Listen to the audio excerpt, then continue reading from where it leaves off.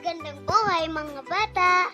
Tara, samahan ninyo akong matuto kasama si Teacher Aika, your online teacher.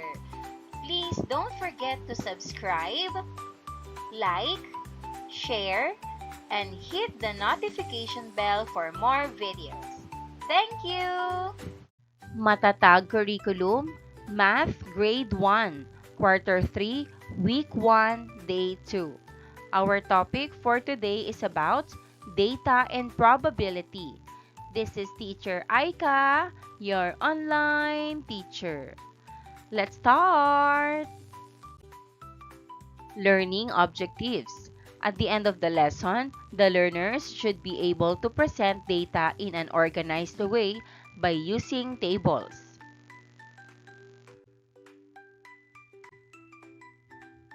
Class, here is the chart about the favorite fruits of Grade 1 Rose learners. Let's look at it together. How did we collect the data? Answer: each of us was asked to choose our favorite from the 5 fruits. Purpose: to present data in a table.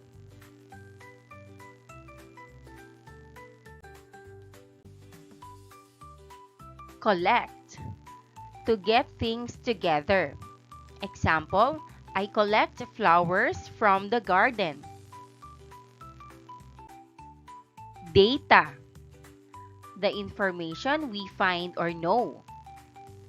Example: our data shows how many fruits we like. Table: a chart that helps us see data clearly. Example: the table shows our favorite colors. Favorite: the thing you like the most. Example: my favorite fruit is mango.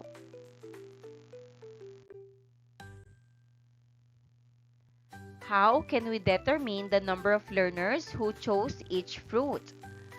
What can we do with the collected data to easily answer the question?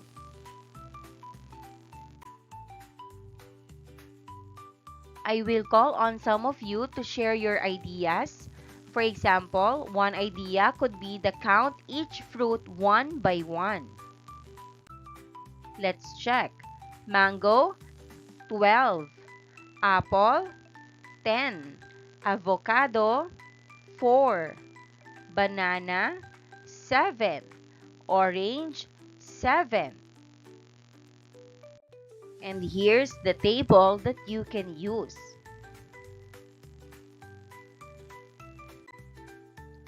I need 3 volunteers to collect all the mango cards. After that, count the cards using tally marks. I will show you how to use tally marks if you need help.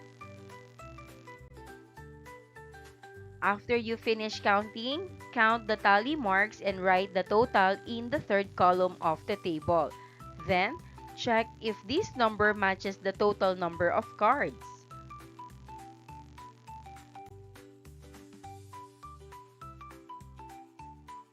And here's the answer. We have first column, fruit. Second column, tally marks. Third column, total. Can you now tell me how many learners like each fruit? Answer: yes, we can. There are 12 learners who like mangoes, 10 who like apples, 4 who like avocados, 7 who like bananas, and 7 who like oranges. Does organizing the data in a table make it easier to count the number of fruits? Answer: yes, it does. The purpose of this lesson is just to organize raw data in a table. We will learn how to construct, read, and interpret data in the next lessons. Line up the picture cards in the table, putting each card in a different cell. Make sure the table is ready before you start.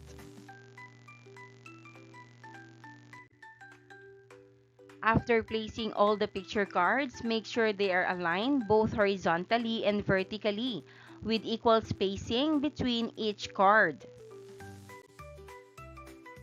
Count each fruit and write the number at the end of the row.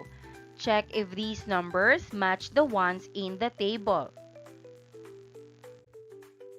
In this picture, we can see 12 mangoes, 10 apples, 4 avocados, 7 bananas, and 7 oranges.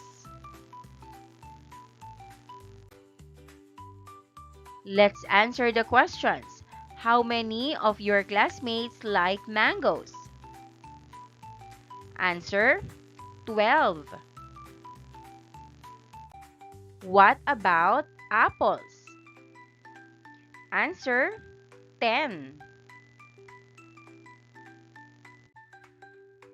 What about avocados? Answer: 4.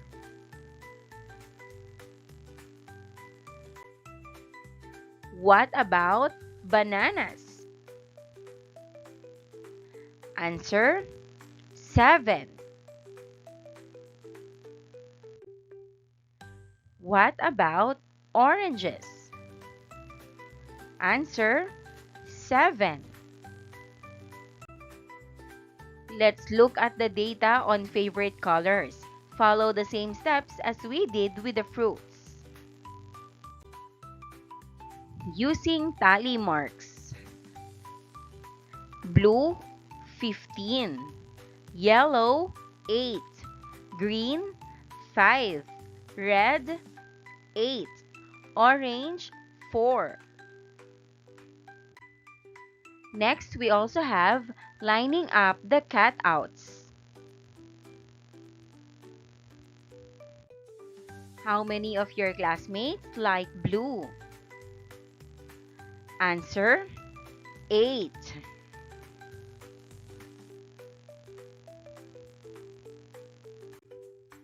What about the color yellow?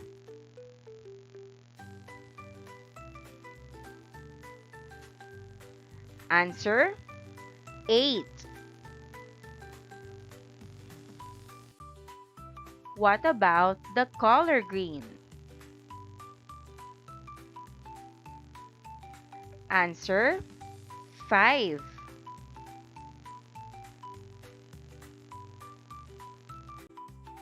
What about the color red? Answer: 8. What about the color orange? Answer: 4.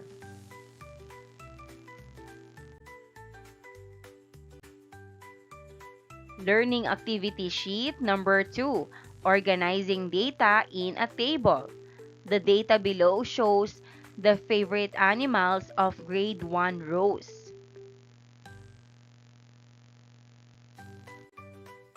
Favorite animals of grade 1 rows learners. Dog, 14. Cat, 12. Bird, 6.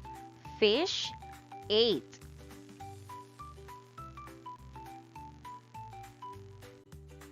Favorite animals of grade 1 rows learners. Line up.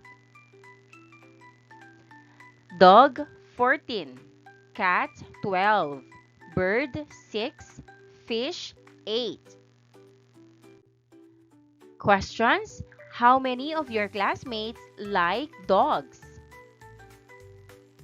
Answer: 14. What about cats? Answer: 12. What about birds?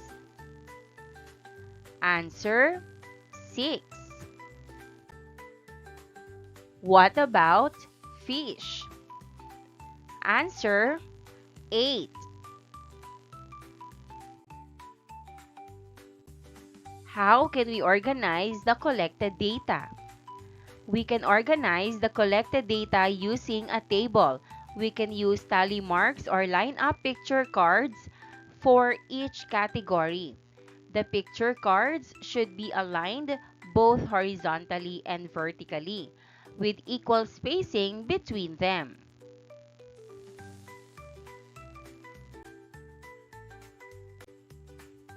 Assessment number 1. The table below shows the number of siblings of learners in grade 1 rows. Complete the third column.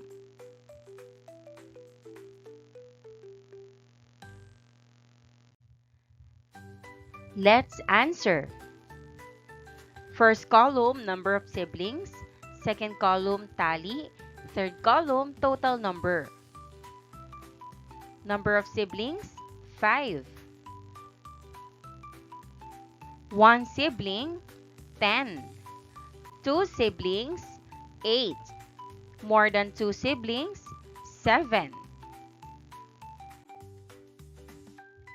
Use the specified shape for each category to represent one learner in the table below. Make sure to align the shapes both horizontally and vertically, with equal spacing between them.